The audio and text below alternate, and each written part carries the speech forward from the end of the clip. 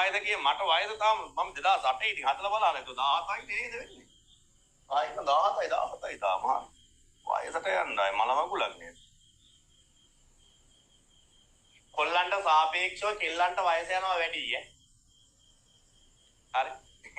කොල්ලන්ට සාපේක්ෂව කෙල්ලන්ට වයස යනවා වැඩි. ඇත්ත. හරි. එක වයසේ ඉන්න දැම්ම නෙමෙයි ඔක. අවුරුදු 20 හරි අන්න බබා. මේ විදියට ගන්සභා අඩපණ වෙන්නේ රාජකාරී ක්‍රමයේ අවශ්‍ය කරපින්න ඒකත් පුතේ 48 සන්නට හේතුවක්. මොකද ගොවියන්ට ඒක විශාල බලපෑමක් වුණේ. ඉන්දරයන් ඉතින් බලපෑමක් තමයි බුද්ධි තමයි.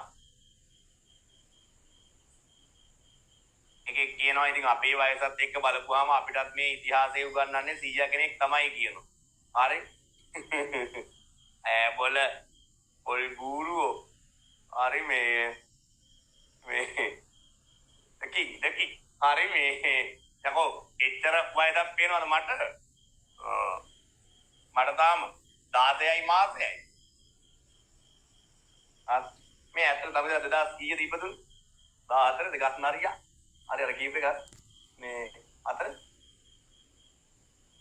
2009 අප්පඩ සරණීරු වහන්ස ජුංග කාලේ කිව්වා 2009ද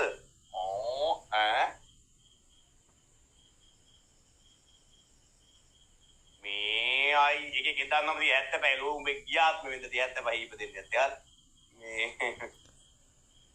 2009 මම ඉතින් 8නේ හරි 2008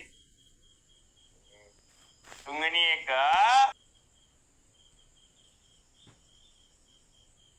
මට වයස කිය මට වයස තාම මම 2008 ඉතින් හදලා බලන්න 17යි නේද වෙන්නේ.